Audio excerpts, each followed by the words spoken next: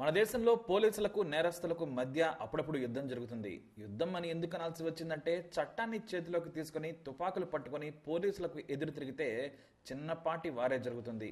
ఈ ఘటనలో పోలీసులు కూడా ప్రాణాలు కోల్పోయిన సందర్భాలు చాలానే ఉన్నాయి. అయితే కొంతమంది ఐపీఎస్ ఆఫీసర్లు నేరగాళ్లను వదిలిపెట్టరు.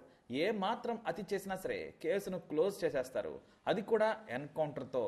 వారి చేతుల్లోకి కేసు వెళ్ళిందంటే లొంగిపోవాల్సిందే, లేదంటే అంతే సంగతులు.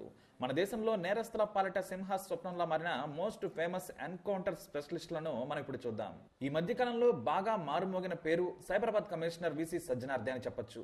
1996 ఐపీఎస్ బ్యాచ్ కు చెందిన సజ్జనార్ వరంగల్ యాసిడ్ అటాక్ దాడి కేసులో మొదటిసారి పాపులర్ అయ్యారు.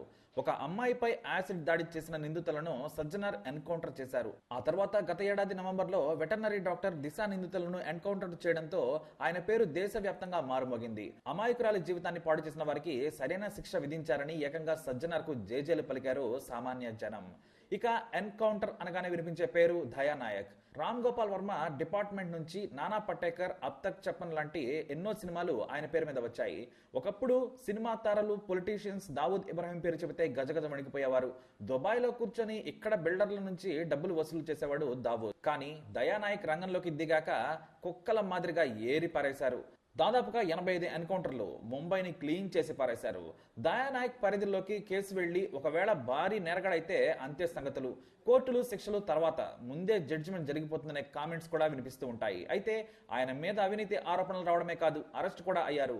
అయితే సుప్రీం ఆయనపై ఎన్ని కేసులున్నా కొట్టివేయడంతో క్లీన్ చిట్ తో బయటకు వచ్చారు. కానీ మన దేశంలో దయానాయక్ అంటేనే క్రిమినల్స్ కు దడ పుట్టించేలా చేశారు ఆయన. ఇక 1900 నుంచి 2000 మధ్యలో ముంబైలో గ్యాంగ్ వార్లు విపరీతంగా ఉండేవి. ప్రతిరోజు ఎక్కడో ఒక గ్యాంగ్ వార్ జరగడంతో పోలీసులకు తలనొప్పిగా మారింది. ప్రజల నుంచి విమర్శలు వచ్చేవి, రాజకీయ నాయకుల నుంచి ఒత్తిళ్లు వచ్చేవి. ఎందుకంటే భయపెట్టి తమ వారిని బ్రతికించుకునేందుకు ఎంతకైనా తెగించేవారు క్రిమినల్స్.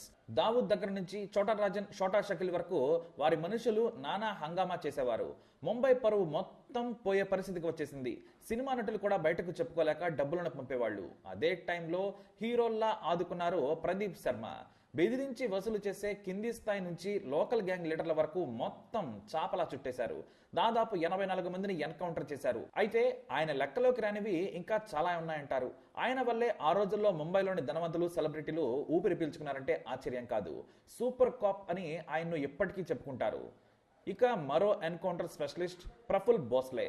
ఈయన ఏకంగా చోటా షకీల్ ను తన గ్రిప్ లోకి తెచ్చుకున్నారు. నా మాట వినకపోతే ఎక్కడున్నా వెతుక్కుంటూ వస్తానని బెదిరించి ముంబైలోని క్రిమినల్స్ డేటాతో వరుసగా ఎన్కౌంటర్స్ చేసేశారు.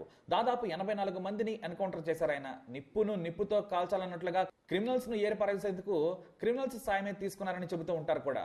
ఇక ఉత్తరప్రదేశ్ లో క్రిమినల్స్ పోలీసులనే బెదిరిస్తూ ఉంటారు. ఎందుకంటే వారికి రాజకీయ నాయకుల అండ ఉంటుంది. దీంతో నీతి నిజాయితీ ఉన్న అధికారులు కూడా మాకెందుకులే అని ఊరుకుంటారు. కానీ ఎస్ఎస్పీ దీపక్ కుమార్ ప్రత్యేకం. ఒక కేసులో బడా క్రిమినల్ ను అరెస్టు చేయడంతో స్థానిక నేరస్తులంతా అర్ధరాత్రి ఇంటికొచ్చి దీపక్ కుమార్ కు వార్నింగ్ ఇచ్చారు. తెల్లారేసరికి వదిలేయకుంటే ఫ్యామిలీ మొత్తం అంతం చేస్తామని బెదిరించడంతో షాక్ అయ్యారు ఆయన. ఐపీఎస్ ని బెదిరిస్తారా అని అదే నైట్ అరెస్ట్ చేసిన నేరగాడిని ఎన్కౌంటర్ చేసేశారు. తెల్లవారుజామున పేపర్లో చూసి తనను బెదిరించిన వాళ్ళంతా కూడా పత్తా లేకుండా పారిపోయారు.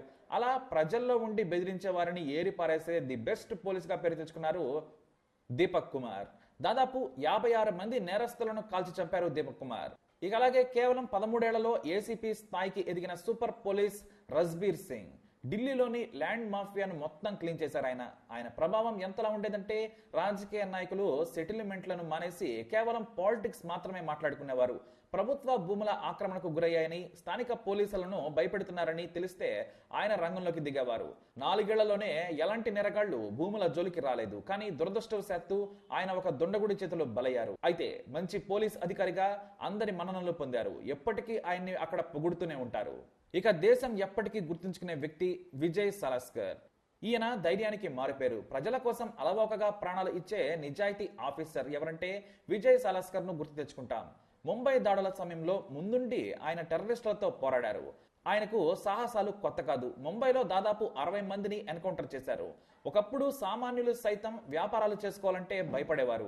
ఎందుకంటే అరుణ్ గ్యావ్లీ గ్యాంగ్ జనాల మీద బెదిరించి వసూలు చేసేది. కానీ విజయ్ మొత్తం గ్యాంగ్ ను తుడిచిపెట్టారు. కొంతమంది ముంబై వదిలి తమ సొంత గ్రామాలకు కూడా పారిపోయిన సందర్భాలున్నాయి.